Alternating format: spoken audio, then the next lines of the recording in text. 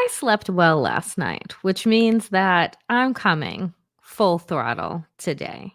Because when I woke up this morning to see some of the amnesia that mainstream corporate media is experiencing in this moment and the martyrdom that is being bestowed upon Charlie Kirk, oh, I'm coming with receipts today because this country is going to remember who this man was. And they're going to remember exactly which party it has been that has been stoking political hate and violence for the last 10 years. You see, what mainstream corporate media wants to do is that they want to bully us into having empathy for someone who told us that empathy was some new age made up shit. They want to bully us into believing that all are deserving of tears and sadness in their passing, that you never, quote unquote, speak ill of the dead.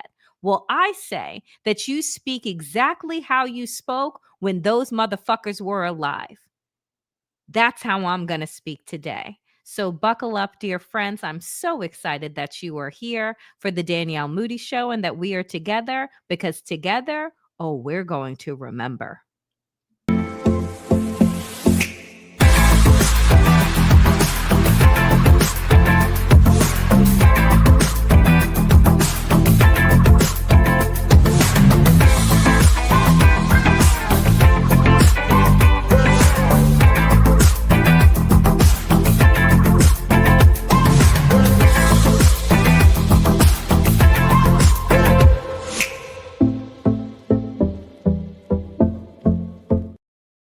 Hello, hello, damnation. I am so excited that you all are here. Before we jump into today's show, make sure to like, comment, and subscribe. Subscriptions are free.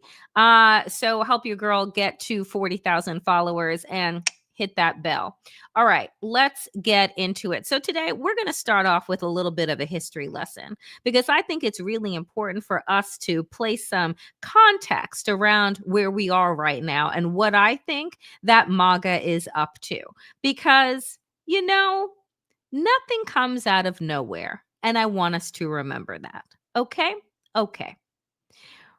Reichstag Fire. Now, just give way to my terrible German pronunciation, but I want us to understand what the Reichstag Fire was. Now, if you watched me earlier today on Substack with my good friend and fabulous co-host of Democracy-ish, Wajahat Ali, Waj broke it down because I think that it is really important for us to understand the terminology that MAGA is using right now, what Donald Trump has come out of his good mouth to say following mere minutes, hours after Charlie Kirk was pronounced dead, that he was talking about the radical left. And then you had Nancy Mace talking about Democrats have blood on their hands. And then you had Fox News picking that up. And then you had New York Post picking that up and running with it. And then you had all of these things that we will go through. And I'm thinking to myself, interesting choice of language to go with radical lunatic left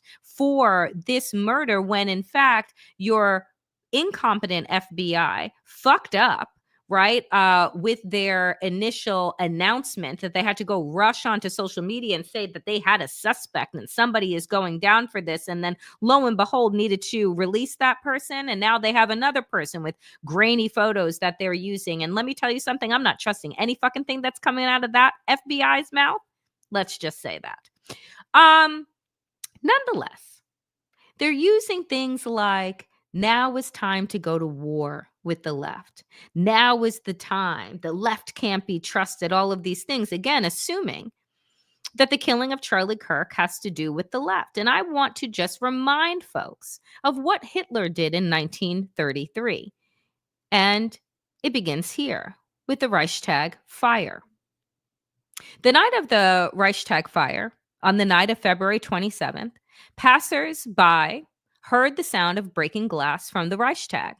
And soon after the flames erupted from the building, the blaze would destroy the Reichstag's gilded cupola as well as a main chamber, causing some $1 million in damage, and that was a lot of money back then, before firefighters could extinguish it. Police arrested Marinus van der Lubbe, an unemployed 24-year-old Dutch laborer with communist sympathies, at the scene.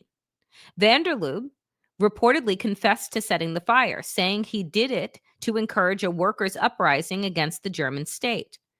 He was later tried in the Leesburg, along with 3 Bulgarian members of the Communist International and a leading German communist. Van der Lubbe was the only one convicted, and he was beheaded in January 1934. Immediate impact.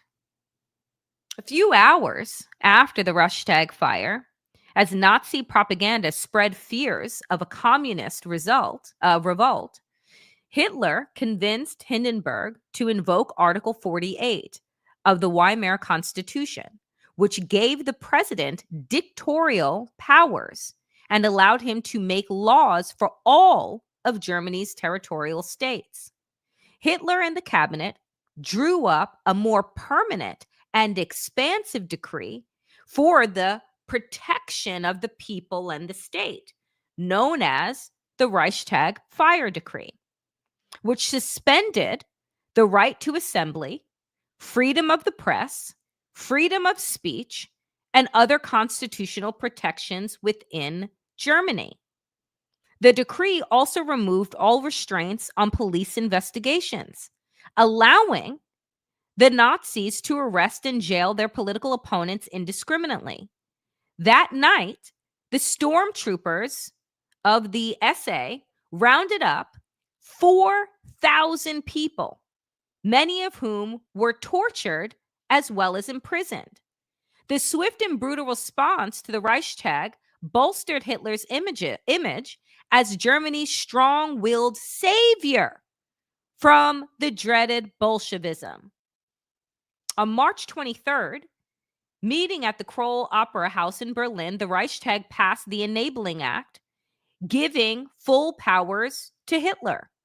The meeting, which supposedly marked the union of National Socialism with Hindenburg and the German establishment, essentially turned the country over to the Nazis.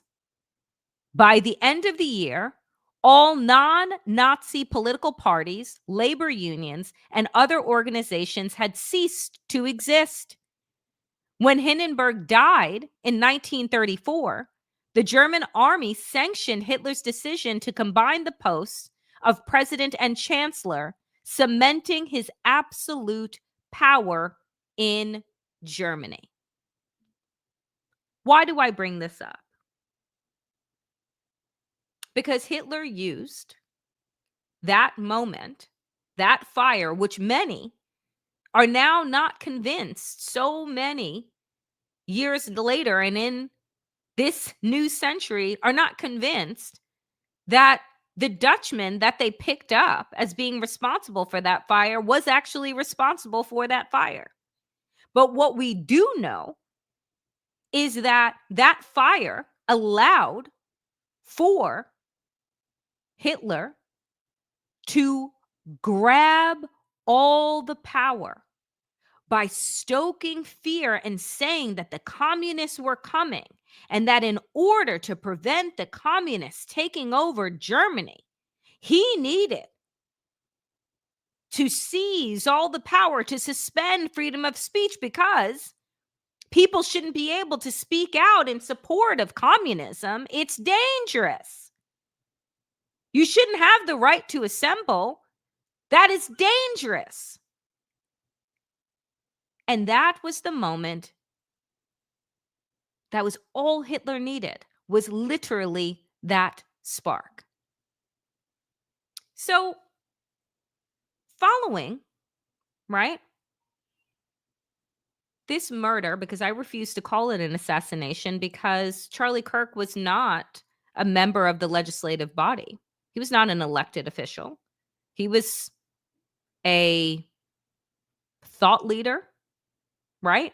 He was murdered. He wasn't assassinated. But what has been happening today since his murder yesterday. Shots are fired at UMass. This is breaking news coming in right before I was putting together the show. Shots fired at UMass Boston sparks massive police response. Shots have been fired at the University of Massachusetts in Boston, sparking a massive police response on Thursday afternoon. The urgent alert came just hours after multiple colleges across the country were put on lockdown over a series of bomb and terror threats. This is a breaking news story. These are the tweets that went out from UMass Boston. Police incident in/near Residence Hall East Building, avoid area. More information to come.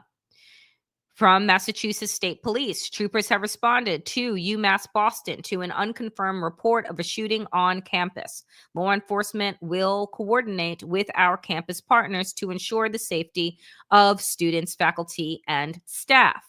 What else has been happening today? Multiple historically Black colleges and universities went on lockdown for terrorist threats today. Multiple historically Black colleges and universities have gone into lockdown after threats were directed at the campus. School officials announced Alabama State University, Hampton University, Virginia State University, Southern University, and A&M College, and Bethune-Cookman University locked down the morning of Thursday, September 11th, each citing potential threats made against the campuses.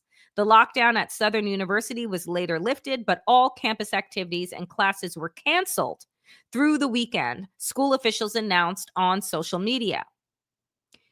So, do we think that this is a coincidence? That the murder of Charlie Kirk, a known right-wing figure who spewed lots of violent rhetoric, that then his death would be prompting the rise of white nationalists and the rise of political violence that is now boiling over onto our college campuses? Do we think that these things are not connected? So Donald Trump, of course, condemns the political violence, but doesn't mention attacks on Democrats. State Representative Melissa Hortman, her husband Mark, were killed in June in their homes.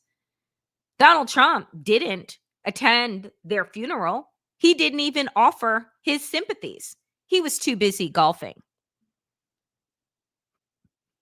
While Donald Trump has called for an end to political violence following, I'm going to say, the murder of Charlie Kirk, he did not recognize or acknowledge the recent threats, violent attacks, and killings of Democrats.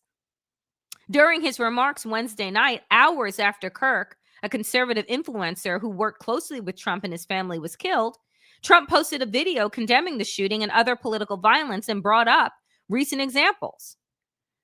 From the attack on my life in Butler, Pennsylvania last year, which killed a husband and father, to the attacks on ICE agents, to the vicious murder of a healthcare executive in the streets of New York, to the shooting of House Majority Leader Steve Scalise and 3 others, radical left political violence has hurt too many innocent people and taken too many lives, he said. At this time, unless you all tell me in the chat, we have no idea who the shooter is. We have no idea what their political affiliation is. What we have is a grainy photo that was released by Kash Patel's FBI. We have no information whatsoever. Donald Trump went on a diatribe from the Resolute desk about all the acts of political violence from, quote unquote, the radical left. He said nothing of Melissa Hortman and her husband. He said nothing of the state senator in Minnesota and his wife that are now in rehab after also being shot. He said nothing of Paul Pelosi. He said nothing of the bomb threats that have gone into networks that have been done by the hands of his followers. He made no mention, right, of the shootings that have taken place at Mother Emanuel Church or the synagogue in Pittsburgh or the school shootings that have happened. There have been so many acts of violence, and he pardoned 1,600 people who put up the biggest threat to our Capitol building and our democracy since the Civil War on January 6, 2021. But you see the language, and I'll put it up again. Radical left political violence has hurt too many innocent people and taken too many lives, folks. This is why I start today's show with the Reichstag Fire. Because hours, just mere hours after Charlie Kirk is pronounced dead, Donald Trump went on camera in the Oval Office to condemn the left. And I'm going to run all the fucking receipts today because it seems to me that corporate mainstream media has lost its goddamn mind. And it seems like everyone is in on trying to create the United States of amnesia, where we forget who Donald Trump is and what he's been stoking for the last 10 years. And we also forget who the fuck Charlie Kirk is and the young people that he was stirring into action over his tenure at the top of the MAGA heap.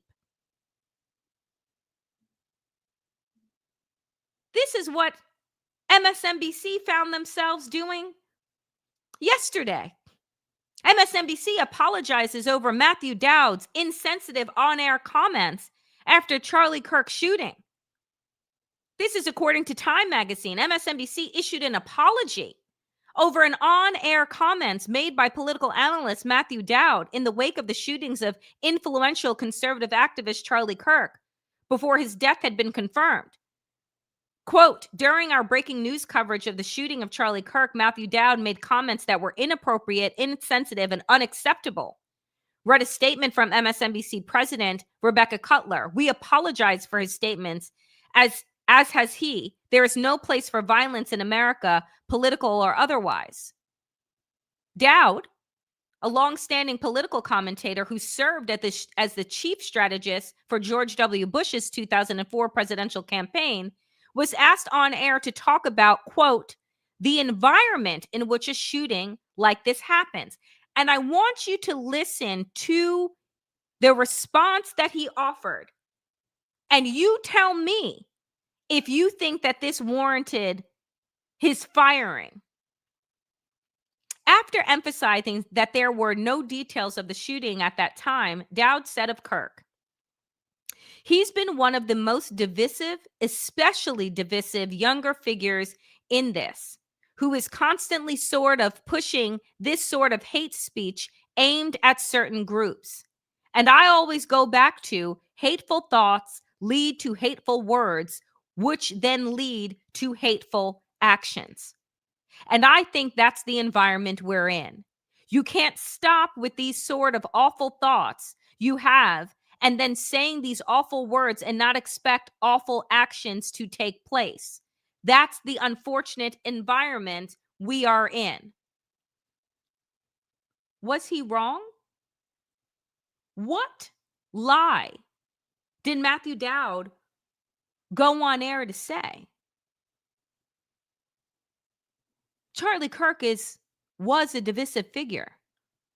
Charlie Kirk, before he was shot and killed yesterday, was in the midst of a transphobic diatribe, talking about how trans people need to have guns taken away from them. Charlie Kirk has spoken, and I'm going to run the receipts so you can hear the recordings for yourself of Charlie Kirk in his own words, talking about Black women, talking about the fact that Black people were better off in slavery. So again, I say, when Matthew Dowd said on air that he was a divisive figure and he is one of the figures that contributes to hateful rhetoric, where was the lie? But this is the bending of the knee that MSNBC and cable news outlets have been doing for years.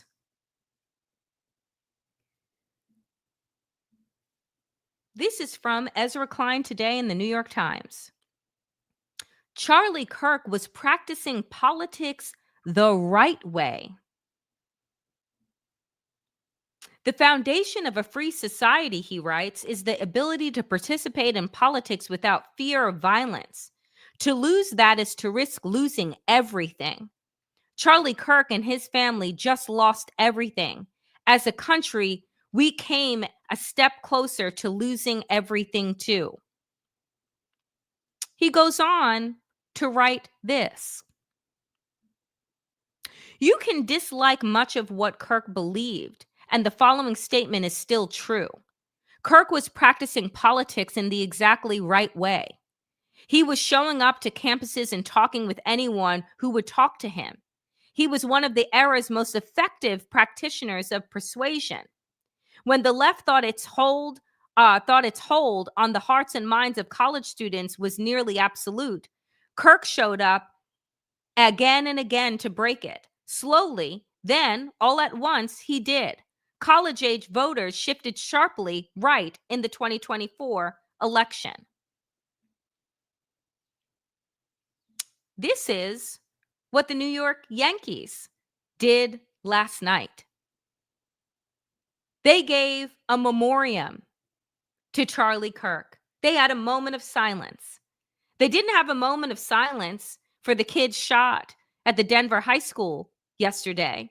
They didn't have a moment of silence for the children killed at the Minnesota Catholic school a couple of weeks ago. They didn't have a moment of silence for Melissa Hortman and her husband that were murdered back in June. They didn't have a moment of silence for any of the acts of violence that have happened. But for Charlie Kirk, yesterday, an outpouring of love and respect. So let me remind all of you, and so that you don't forget, because you see, this is why this moment in time, this digital time capsule that we're all living inside of is so important. Because as they work in real time to rewrite history in our eyes, we have to do the work to be the holders and the sharers of information and truth. That's what this show is about. That's what my career and my work has been about. Because the more people that tap in, the more people that share information, the more people that say, wait a minute, is this true? Am I hearing this correctly? The more that it becomes difficult for people to gaslight you, for people to lie to your face. Because that is exactly what this administration, what mainstream media is doing, is lying to our fucking faces and having us misremember in real fucking time who Charlie Kirk was. So let me show you. Charlie Kirk said Black people were better off in slavery and subjugation before the 1940s. It was bad and it was evil, but they committed less crimes. So let's hear from Charlie Kirk himself. Were actually better in the 1940s. It was bad, it was evil, but what happened? Something changed. They committed less crimes. Maybe they were afraid. I mean, 4,000 Black men, women, and children were killed in violent lynch mobs. That's your explanation, but racial terror permeated American culture for hundreds of years. Black America is worse than it has been that affected in the last 80 years. The generational psyche of an entire group of people? No, I'm sure it did. I'm not discounting that. I'm just... Next up, Charlie Kirk on Black women. Black women do not have brain processing power to be taken seriously. You have to go steal a white person's slot. Don't take it from me. Take it from Charlie Kirk himself. Reid and Michelle Obama and Sheila Jackson Lee and Ketanji Brown Jackson were affirmative action picks, we would have been called the racist. But now they're coming out and they're saying it for us. They're coming out and they're saying, I'm only here because of affirmative action. Yeah, we know. You do not have the brain processing power to otherwise be taken really seriously. You had to go steal a white person's slot to go be taken somewhat seriously. Play cut. Okay. Charlie Kirk on April 5th, 2023, after the Nashville school shooting, quote, I think it's worth it. I think it's worth it to have a cost of, unfortunately, some gun deaths every single year so that we can have the Second Amendment to protect our other God-given rights. Don't take it from me or some, clip. I think that you should listen to Charlie Kirk. Stand the word empathy, actually, I think. Not this one. Hold, please, because it's important to get these correct. I like to make sure that he's on the record. I think it's worth it. I think it's worth to have a cost of, unfortunately, some gun deaths every single year so that we can have the Second Amendment to protect our other God-given rights. That is a prudent deal. It is rational. Nobody talks like this. They live in a complete alternate universe. They live in a complete alternate universe. Then you have this one. Charlie Kirk saying, we don't need to have empathy. It's just some new age bullshit. Stand the word empathy, actually. I think empathy is a made-up new age term that does a lot of damage, but empathy is a made-up new age term that does a lot of damage. That is Charlie Kirk. This is the person that MSNBC fired Matthew Dowd over.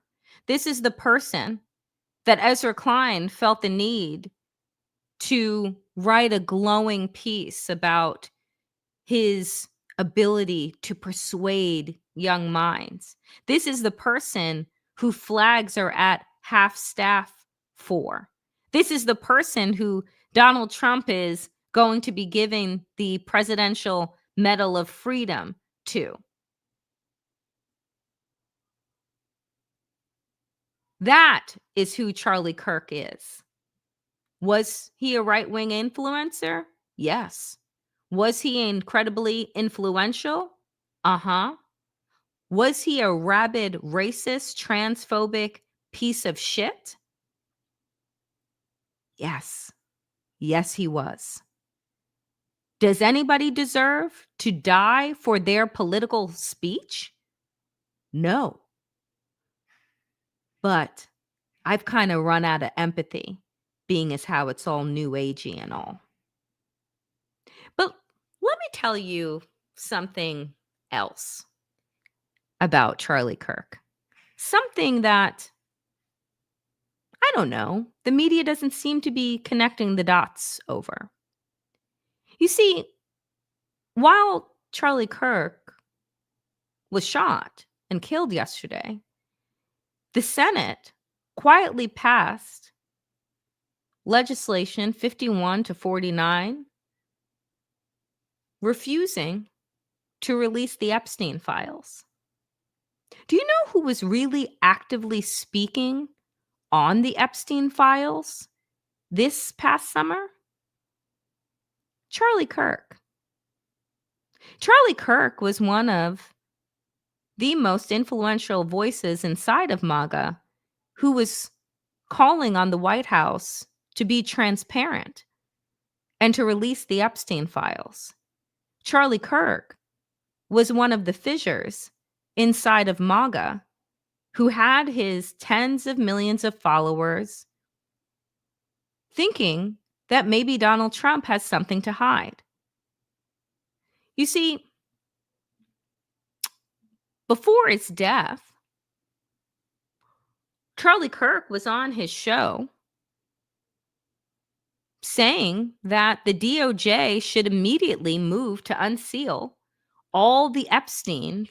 Every file should be released to the public. We all know, because I talk about it ad nauseum on this show, that this is what Donald Trump can escape. He can escape the Epstein files. And now that the birthday book was released with his crude, disgusting drawing of a prepubescent girl and his notes signed to Jeffrey Epstein that they keep trying to gaslight us wasn't Donald Trump's signature, Charlie Kirk had been spending his summer calling on the administration to do something. The DOJ should immediately move to unseal all the Epstein documents in the Southern District of New York. Yeah. Everything. And Everything except child sexual assault material. I think every file should be released to the public the same way as the JFK files. Let the American people decide. Let the American people decide. So what was interesting is that earlier in the summer, Charlie Kirk is saying, why not release the files?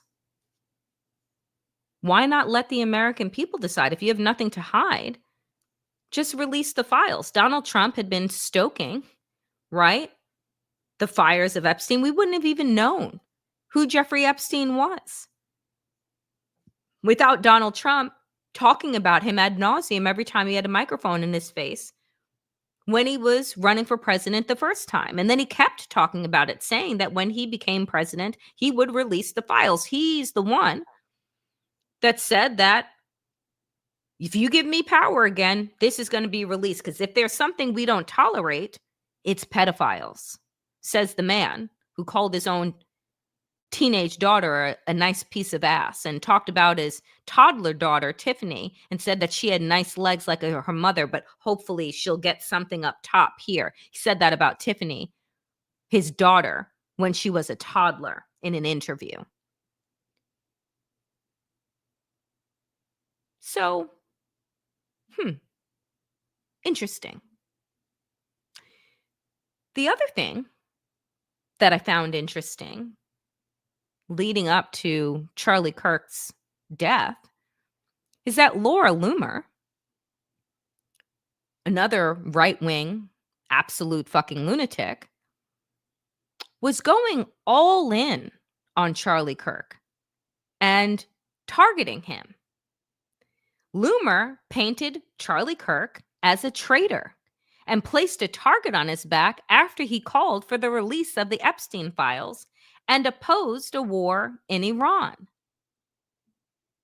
Here's what Laura Loomer said, and oh, by the way, she deleted this yesterday. But you know, things on the internet never actually go away. I don't ever want to hear Charlie Kirk claim he is pro-Trump ever again. After this weekend, I'd say he has revealed himself as a political opportunist, and I have had a front row seat to witness the mental gymnastics these last 10 years. Lately, Charlie has decided to behave like a charlatan, claiming to be pro-Trump one day while he stabs Trump in the back the next. TP, Turning Point, Charlie Kirk's organization, TPUSA, was only able to thrive thanks to the generosity of President Trump. On the 1-year anniversary of the assassination attempt on Trump's life, Charlie hosted comic Dave Smith at TPUSA's SAS conference, where Dave Smith was able to speak to a bunch of conservative youth at an organization that claims to be pro-Trump. 3 weeks ago, Dave Smith called for Trump to be impeached and removed from office over his decision to blow up Iran's nuclear facilities. Charlie played both sides of the Iran issue on his show, as we all saw, because he wants to play both sides of the aisle. The honorable thing to do is to have a position and actually defend it to the death instead of flip-flopping. Smith said all of MAGA, quote, should turn on Trump and abandon him. He said this 3 weeks ago. See the clip below. TPUSA is definitely not pro-Trump. If they were, they certainly aren't anymore. Peep the date, July 13th. Out of all the incredible pro-Trump voices out there who support the president, Charlie decided to host Dave Smith. It really is shameful, and I am honestly just disgusted by the nonstop flip-flopping on the right. Charlie speaks out of both sides of his mouth. 1 minute he said, quote, Islam is incompatible with the West. Then he's talking about how amazing Tucker is, who thinks Qatar is one of our biggest allies. But wait, I thought Islam was incompatible with the West. The next minute, he's telling people on his show that Trump is going to get us into a big, messy war with Iran. Then he's saying he never said it. Then he's talking about how he's an evangelical. Then he's giving Tucker Carlson a hero's welcome 1 week after he ran a propaganda piece for the president of Iran, who claimed Iran was who has never killed a U.S. citizen, while Tucker calls some of President Trump's biggest supporters dual agents because Tucker is an uppity, entitled, waspy snob who proclaimed his hatred for Trump in texts that everyone has seen. Charlie Kirk's messaging is all over the place, and some of us just want to know where he actually stands. It's different every day. And really, at Eric, who are you to tell me what I can't and can't attack? Y'all,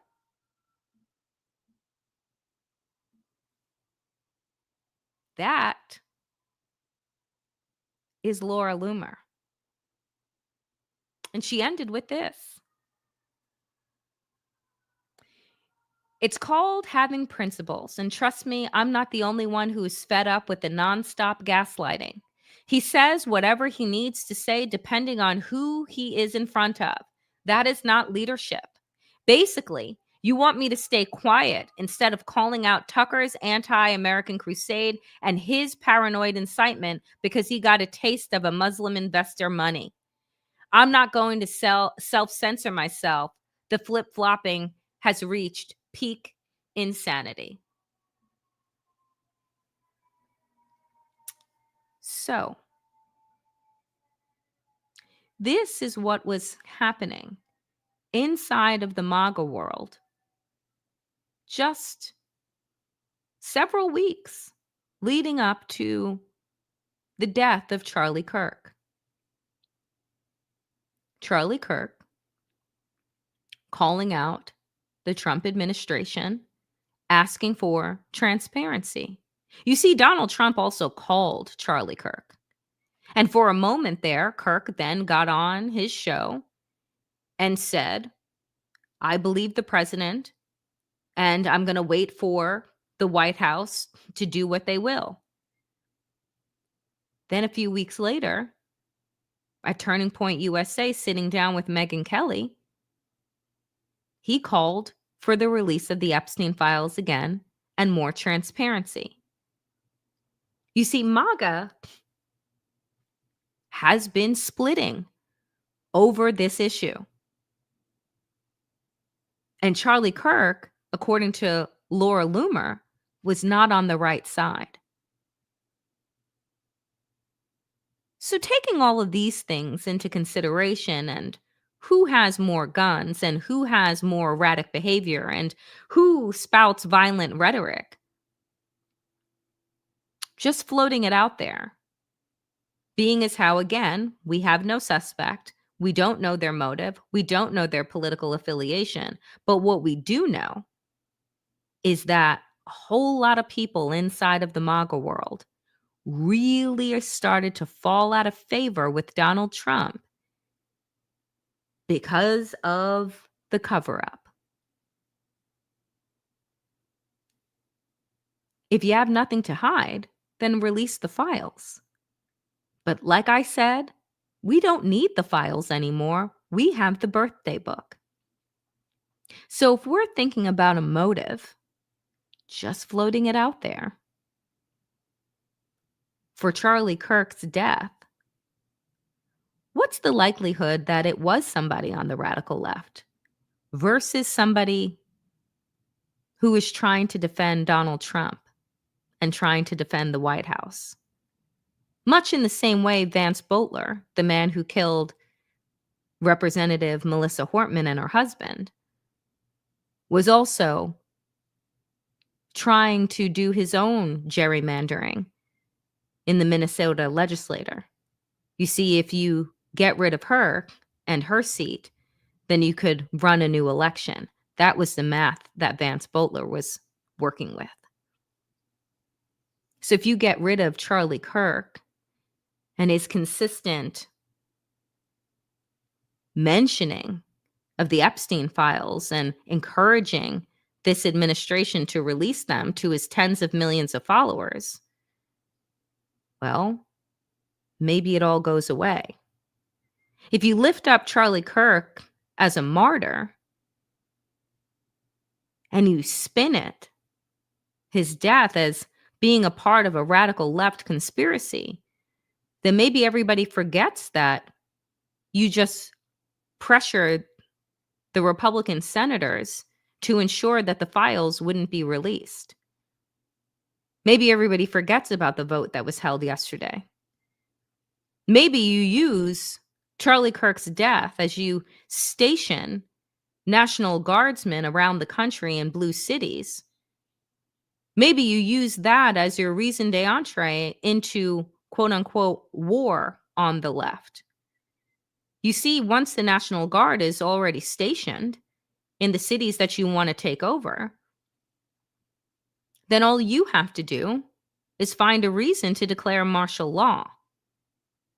And if now, like I showed you at the top of the show, following Charlie Kirk's death, there are bomb threats and shooting threats happening at universities all around the country,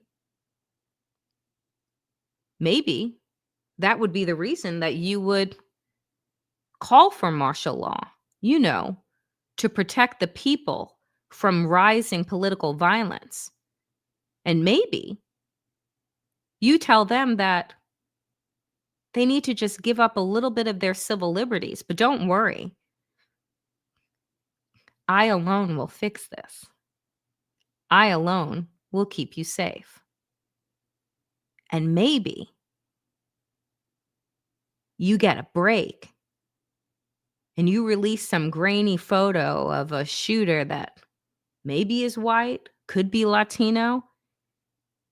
Maybe if it's the FBI that's running the investigation, that they find their perfect shooter.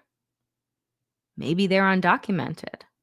Ooh, maybe they make them undocumented and trans. And then they say, well, the violence in this country is out of control. We're going into every city. And then boom, just like that, Trump has his Reichstag moment. I'm not saying that's what's happening.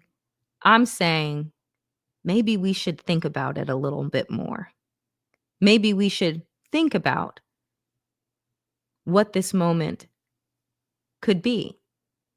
Because for me, I'm thinking It's just the beginning.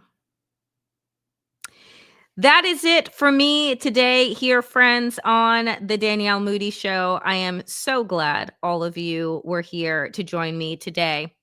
Before I get out of here, I do want to remind folks to like, comment, and subscribe. It is absolutely free. Help me get to 40,000 followers. I will never put my content behind a paywall, so make sure to like, comment, and subscribe. And share this show. This is independent media, folks, so I do want to shout out those that dropped a few coins into the plate today. PJ, as always, appreciate you. Thank you so much. And thank you so much. Let the goldfish go. Appreciate you. Amita, thank you. Thank you so very much. Every dollar that you provide allows me to give you the kind of content that you all deserve. You know, real news, real information. Thank you so much, Kathleen E. Schwartz. As always, appreciate you. Folks, I will be back here tomorrow, 12 p.m. Eastern with Wajahat Ali for Democracy-ish. Be sure to tune in then. The Danielle Moodie Show, as always, is back on Monday, 5 p.m. Eastern. Make sure that you are checking out my Substack because I got a lot of things popping up over there and a lot of new posts for you to check out. So if you have not gone over to the Damn Digest, do check out over there. And if you are watching there, please consider becoming a subscriber. Again, all the content is free. And if you have a few bucks, think about becoming a paid subscriber and continue supporting independent media. All right, folks. Thank you so very much. As always, power to the people and to all the people power. Get woke, stay sane, and in these extraordinarily dangerous times, dear friends, do stay safe. Take care of yourself and take care of each other. I will see you back here, 12 p.m. Eastern. Be well.